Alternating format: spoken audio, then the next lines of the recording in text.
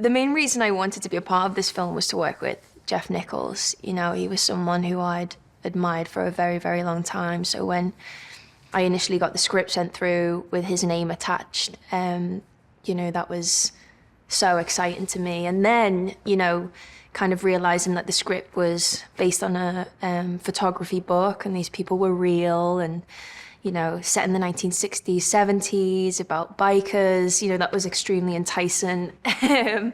So it was kind of all of those elements, really. And then I was very fortunate to have like 30 minutes worth of interviews of Kathy. And I remember kind of reading the script and listening to the audio and just like completely falling in love with her.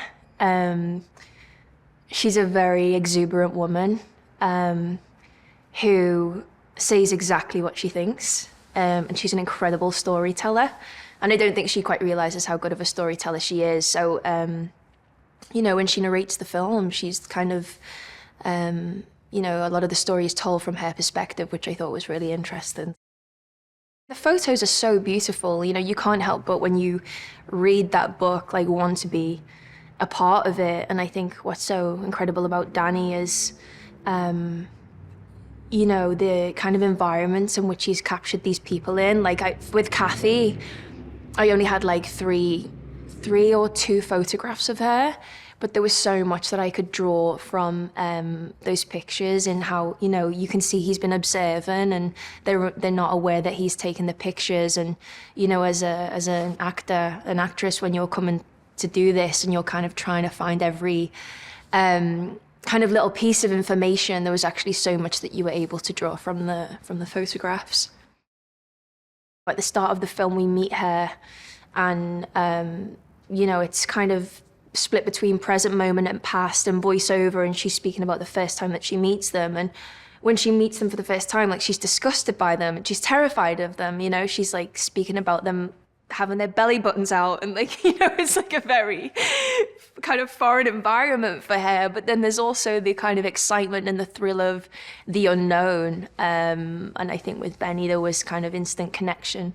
And then over time, it's like that novelty and that thing that initially, you know, I guess she was able to look past actually became much more dangerous and kind of damaging. And I think, you know, Kathy's had a previous marriage, she has 3 children. I think she really desires a life with Benny, and doesn't have the kind of, he has an inability to give her that. And it's interesting because I think, you know, Kathy and Johnny are both really seeking something out in Benny that he's unable to give them. He's like the nicest guy ever. And it's kind of funny because a lot of our stuff so far has been just kind of like looks to each other. Like, we've had so little dialogue. But, you know, within those moments, you have to tell so much. You know, I remember us having kind of a few conversations before we started because, you know, they've been together for, you know, quite some time within the story, but you never really get a sense of, you never see them in their private moments, and the moments that you do are so fleeting. So it was really important for us to make sure that you get an essence of their relationship, you know, the good and the bad. I remember my first day, I had no dialogue and we were all kind of sat around a campfire, and it was a night shoot and it was like 3 o'clock in the morning and, you know, everyone was freezing cold, and Shannon had like 2 pages of dialogue, and I remember like watching him for the first time and then just kind of looking around, and all of us were just like, well, like, we can all just go home. Like, it was incredible. It was like a masterclass, you know? And I was sat next to Austin and I was like, you know, we were kind of saying, you know, from now on, I'm just gonna think, what would Michael Shannon do? Whenever I come to a scene, like, just think, what would Michael Shannon do?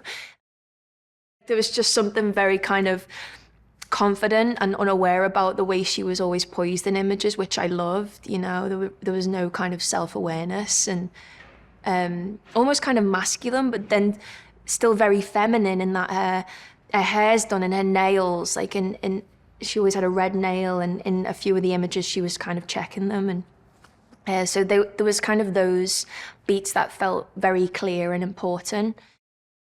There's no kind of bias with her. She was witness to a lot of this. And she very much does just tell it how it is, you know, in all aspects of her life, you know. I think if you ask her a question, she's going to give you a very honest answer because she doesn't overthink it too much. So I think that enables the story to be told in a way that is more honest and more interesting. I think if the guys were telling the story, it would be, you know, it would be very, very different, and there would be a lot that would be cut out and maybe made to sound a little bit cooler, or, you know, the difficulties would be erased and it would be glorified, whereas she was always she was a part of it, but she was always on the peripheral, and I think she called things for what they were, you know, and I think she makes for a more reliable narrator because of that.